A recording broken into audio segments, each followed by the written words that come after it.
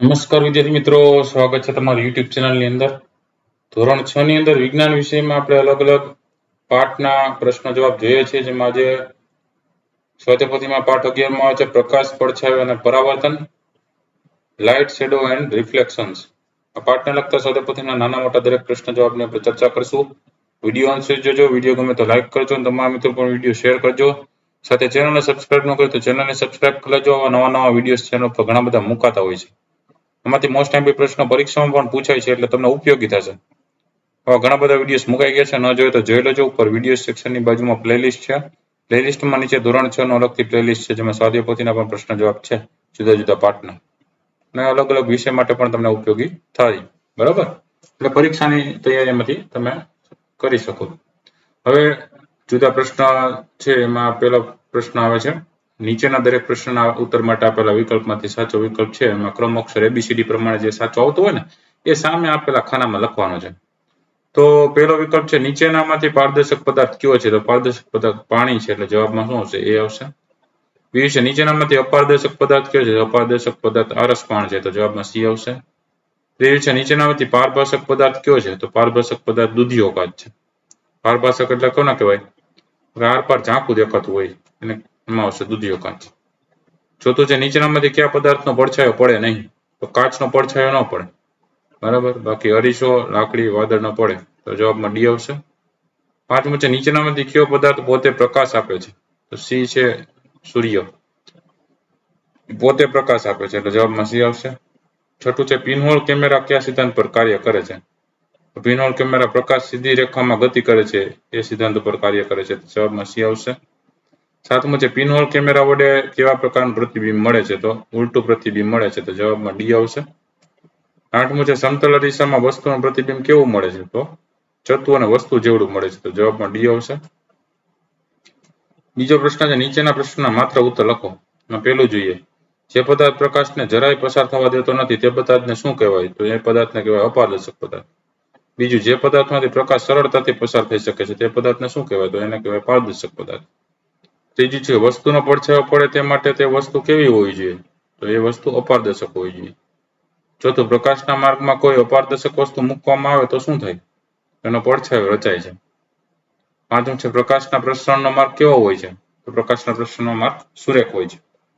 છઠ્ઠું છે, જે પદાર્થ પ્રકાશ ઉત્પન્ન કરે છે તે પદાર્થને શું કહેવાય? એને કહેવાય પ્રકાશિત પદાર્થ. સાતમું, શાના વડે વસ્તુનું આભાસી ચત્તુ અને વસ્તુના જેવડું પ્રતિબિંબ મળે છે? તો જવાબમાં આવશે સમતલ અરીસા વડે. આઠમું, પ્રકાશનું સૌથી મહત્વનું કુદરતી ઉદ્ગમ સ્થાન કયું છે? તો જવાબમાં આવશે સૂર્ય. બીજો પ્રશ્ન છે, નીચેના પ્રશ્નોના એક વાક્યમાં ઉત્તર લખો. પહેલું છે, પ્રકાશિત પદાર્થો કોને કહેવાય? તેનો જવાબ લખી શકે કે જે પદાર્થો પ્રકાશ ઉત્પન્ન કરે છે તેને પ્રકાશિત પદાર્થો કહે છે. બીજું છે, પ્રકાશના કુદરતી સ્ત્રોતોના 3 ઉદાહરણ આપો. જવાબ લખી શકે કે પ્રકાશના કુદરતી સ્ત્રોતોમાં પહેલું સૂર્ય, બીજું તારા અને ત્રીજું આગ્યો. ત્રીજું, પ્રકાશના કૃત્રિમ સ્ત્રોતોના 3 ઉદાહરણ આપો. જવાબ લખી શકે પ્રકાશના કૃત્રિમ સ્ત્રોતો, પહેલું ફાનસ, બીજું મીણબત્તી, ત્રીજું ટ્યુબલાઇટ. ચોથો પ્રશ્ન છે, પડછાયાના કારણે બનતી મહત્વની ખગોળીય ઘટનાઓ જણાવો. તો જવાબમાં લખી શકે કે સૂર્યગ્રહણ અને ચંદ્રગ્રહણ પડછાયાના કારણે બનતી મહત્વની ખગોળીય ઘટનાઓ છે. પાંચમો પ્રશ્ન છે, વસ્તુ ક્યારે દેખાય છે? તો એનો જવાબ લખી શકે કે વસ્તુ પર પડતો પ્રકાશ પરાવર્તન પામી આપણી આંખમાં દાખલ થાય તો તે વસ્તુ આપણને દેખાય છે. છઠ્ઠો પ્રશ્ન, પ્રકાશ ક્યારે અવરોધાય છે? તો જવાબમાં કે પ્રકાશના માર્ગમાં કોઈ અપારદર્શક વસ્તુ આવે ત્યારે પ્રકાશ ત્યાંથી આગળ જતો અવરોધાય છે. સાતમું, કેવા પદાર્થનો પડછાયો પડી શકે નહીં? તો પારદર્શક પદાર્થનો પડછાયો પડી શકે નહીં. ચોથો પ્રશ્ન છે, વ્યાખ્યા આપો. પહેલી વ્યાખ્યા છે, પારદર્શક પદાર્થ કોને કહેવાય? તો કે જે પદાર્થમાંથી પ્રકાશ સંપૂર્ણ પસાર થઈ શકે છે તેને પારદર્શક પદાર્થ કહે છે. બીજું છે અપારદર્શક પદાર્થ, તો જે પદાર્થમાંથી પ્રકાશ પસાર થઈ શકતો નથી તેને અપારદર્શક પદાર્થ કહે છે. ત્રીજું આવે પારભાષક પદાર્થ, જે પદાર્થમાંથી પ્રકાશ અંશતઃ એટલે થોડા પ્રમાણમાં પસાર થઈ શકે, તે પ્રકાશ પસાર છે થોડા પ્રમાણમાં થઈ શકે છે એટલે અંશતઃ પસાર થઈ શકે છે, તેને પારભાષક પદાર્થ કહે છે. ચોથો આવે પડછાયો, અને જવાબમાં લખી શકે કે પ્રકાશના કિરણોના માર્ગમાં અપારદર્શક વસ્તુ આવે તો પ્રકાશના કિરણો તેમાંથી પસાર થઈ શકતો નથી. આથી વસ્તુની બીજી બાજુએ અપ્રકાશિત વિસ્તાર રચાય છે તેને પડછાયો કહે છે. પાંચમો પ્રશ્ન છે પ્રકાશનું પરાવર્તન. તો કોઈ પણ વસ્તુની સપાટી પરથી પ્રકાશના કિરણની અથડાઈને પાછા ફરવાની ક્રિયાને પ્રકાશનું પરાવર્તન કહે છે. ત્યાર પછી આવે છે પ્રશ્ન નંબર 5. નીચેના પ્રશ્નોના ટૂંકમાં ઉત્તર લખો. જેમાં પહેલો પ્રશ્ન છે પ્રકાશના સ્ત્રોતો એટલે ઉદ્ગમ સ્થાન એટલે શું? તેના પ્રકાર ઉદાહરણ આપી સમજાવો. જવાબ લખી શકે કે જે પદાર્થોમાંથી પ્રકાશ મળે છે તેને પ્રકાશના સ્ત્રોતો કહે છે. પ્રકાશના સ્ત્રોતો બે પ્રકારના છે. પહેલું પ્રકાશના કુદરતી સ્ત્રોતો, એમાં આવશે સૂર્ય, તારા, આગિયો. બીજું પ્રકાશના કૃત્રિમ સ્ત્રોતો, એમાં આવશે ફાનસ, મીણબત્તી, ટોર્ચ, વીજળીનો બલ્બ. બીજો પ્રશ્ન છે પડછાયો શાથી રચાય છે? જવાબ લખી શકે કે પ્રકાશ સીધી રેખામાં ગતિ કરે છે. પ્રકાશના કિરણોના માર્ગમાં કોઈ અપારદર્શક વસ્તુ આવે તો પ્રકાશના કિરણો તેમાંથી પસાર થઈ શકતો નથી. તેથી અપારદર્શક વસ્તુની બીજી બાજુએ પડછાયો રચાય છે. આમ પ્રકાશના અવરોધ આવવાથી પડછાયો રચાય છે. છઠ્ઠો પ્રશ્ન આવે છે વૈજ્ઞાનિક કારણો આપી સમજાવો. પહેલો પ્રશ્ન છે ચંદ્ર પ્રકાશ આપે છે પરંતુ તે પ્રકાશનું ઉદ્ગમ સ્થાન ગણાતો નથી. જવાબ લખી શકીએ.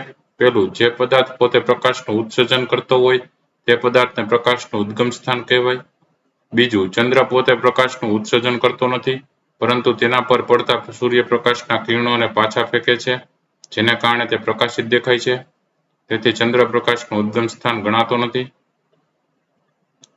બીજો પ્રશ્ન છે અંધારા ઓરડામાંની વસ્તુ આપણે જોઈ શકતા નથી.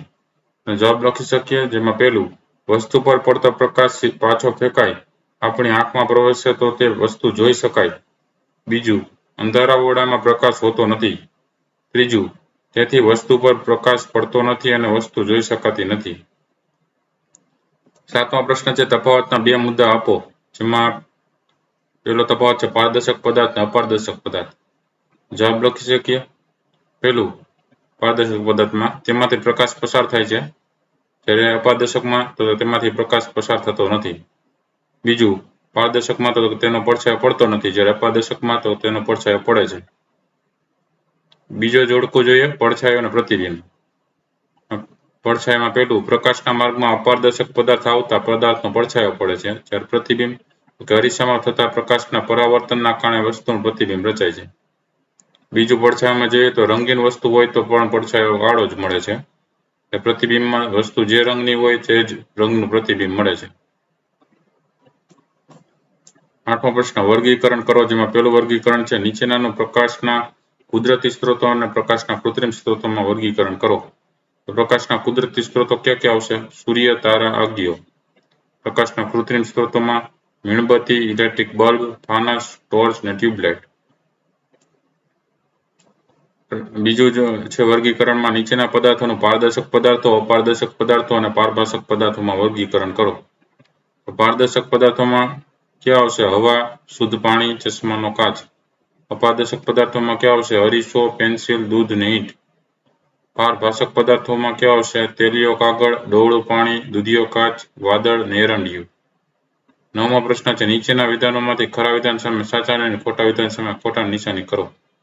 પહેલો પ્રશ્ન છે કોઈ પણ વસ્તુનો પડછાયો હંમેશા વસ્તુ જેવો જ હોય છે. જવાબમાં આવશે ખોટું. બીજું છે પિનહોલ કેમેરા વડે સળગતી મીણબત્તીનું પ્રતિબિંબ થતું દેખાય છે. તો જવાબમાં આવશે ખોટું. ત્રીજું છે અરીસા વડે પ્રકાશનું પરાવર્તન કરી શકાય છે. જવાબમાં આવશે સાચું. ચોથું છે પિનહોલ કેમેરામાં લેન્સ વપરાય છે. જવાબમાં આવશે ખોટું. 10મો પ્રશ્ન છે નીચેના પ્રશ્નોના સવિસ્તાર ઉત્તર લખો. જેમાં પહેલો પ્રશ્ન છે પિનહોલ કેમેરા બનાવવાની રીત વર્ણવો.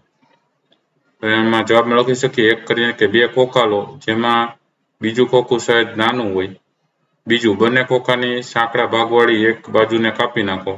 ત્રીજું, મોટા ખોખાની કાપેલી બાજુની સામેની બાજુમાં બરાબર વચ્ચે એક નાનું કાણું પાડો. ચોથું, નાના ખોખાની કાપેલી બાજુની સામેની બાજુમાં વચ્ચેથી 5 થી 6 સેમીનો ચોરસ ભાગ પર ટ્રેસિંગ પેપર લગાડો.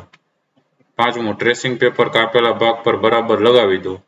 છઠ્ઠું, નાના ખોખાની ટ્રેસિંગ પેપર વાળી બાજુને મોટા ખોખાની કાપેલા ભાગમાંથી અંદર સરકાવો. આ રીતે પિનહોલ કેમેરા તૈયાર હશે. બીજો પ્રશ્ન છે પ્રકાશ સીધી રેખામાં ગતિ કરે છે તે સાબિત કરતો પ્રયોગ વર્ણવો. તો એનો હેતુ લખી શકીએ કે પ્રકાશ સીધી રેખામાં ગતિ કરે છે તે સાબિત કરવું. સાધન સામગ્રી કે એક સરખા માપના 3 પુઠ્ઠા, મીણબત્તી ને પાતળો સળિયો જશે. આકૃતિ તમને અહીંયા આપી છે એવી જ આકૃતિ અહીંયા દોરવાની છે. આંખ દ્વારા પૂઠામાંથી મીણબત્તીનો જે પ્રકાશ છે પડે છે એ રીતે દોરી નાખવાની છે. આકૃતિ દોરાઈ જાય ત્યારબાદ પદ્ધતિ જોઈએ. પદ્ધતિમાં પહેલું છે એક સરખા માપના 3 પુઠ્ઠા લેવાના છે. બીજું છે ત્રણેય પુઠ્ઠાને એકબીજા પર રાખી તેમની મધ્યમાં કાણા પાડવાના. ત્રીજું ત્રણેય પુઠ્ઠાને આકૃતિમાં બતાવ્યા મુજબ સ્ટેન્ડ પર ગોઠવો. ચોથું પાતળો સળિયો લઈ ત્રણેય પુઠ્ઠાના કાણામાંથી પસાર કરી પુઠ્ઠાના કાણા સીધી રેખામાં ગોઠવો. પાંચમું ત્રણેય પુઠ્ઠાની એક તરફ કાણાની સામે સળગતી મીણબત્તી મૂકો. છઠ્ઠું મીણબત્તીની સામેની બાજુના ત્રીજા પુઠ્ઠાના કાણામાંથી મીણબત્તીની જ્યોતને જોવાનો પ્રયત્ન કરો. મીણબત્તીની જ્યોત દેખાય છે. પછી સાતમું એ 3 પુઠ્ઠામાંથી કોઈ પણ એક પુઠ્ઠાને સહેજ બાજુ પર ખસેડીને કાણામાંથી જ્યોતને જોવાનો પ્રયત્ન કરો. હવે મીણબત્તીની જ્યોત સીધી દેખાય છે. ત્યાર પછી અવલોકન. ત્રણેય પુઠ્ઠાના કાણા એક સીધી રેખામાં હોય છે ત્યારે મીણબત્તીની જ્યોત દેખાય છે અને ત્રણેય પુઠ્ઠામાંના કાણા એક સીધી રેખામાં હોતા નથી ત્યારે મીણબત્તીની જ્યોત દેખાતી નથી. નિર્ણય આવશે પ્રકાશ સીધી રેખામાં ગતિ કરે છે. પ્રવૃત્તિઓની વાત કરીએ તો પહેલી પ્રવૃત્તિ આવે છે કોષ્ટક પદાર્થોની પારદર્શકતા. તો પદાર્થો તરીકે આવે છે રબર. રબરમાં પદાર્થમાંથી વસ્તુ જોવું શક્ય છે તો કે જરા પણ દેખાતું નથી એટલે અપારદર્શક પદાર્થ કહેવાય. પ્લાસ્ટિકની ફૂટપટ્ટી સંપૂર્ણ દેખાય છે એમાંથી આરપાર એટલે એને પારદર્શક કહેવાય. નોટબુક એમાં જરા પણ દેખાતી નથી એટલે અપારદર્શક. દૂધિયો કાચ એટલે થોડું ઘણું દેખાય એને શું કહેવાય? અપૂર્ણ એટલે અથવા તો અંશતઃ દેખાય છે પારભાષક કહેવાય એને. પૂઠું જરા પણ દેખાતું નથી એને અપારદર્શક કહેવાય. કાચનો ટુકડો સંપૂર્ણ દેખાય છે આરપાર તો એને પારદર્શક કહેવાય. સ્ટીલની વાટકી જરા પણ દેખાતી નથી તો અપારદર્શક કહેવાય. તેલિયો કાગળ માં આછું દેખાય તો અપૂર્ણ એટલે કે અંશતઃ દેખાય છે અને પારભાષક કહેવાય. બીજી પ્રવૃત્તિમાં એવું છે પ્રકાશના માર્ગમાં અપારદર્શક પદાર્થ આવે ત્યારે તેનો પડછાયો પડે છે તે દર્શાવવાનું છે. તો પદાર્થો ક્યાં જશે તો કે ચોપડી, પથ્થર જેવા અપારદર્શક પદાર્થો.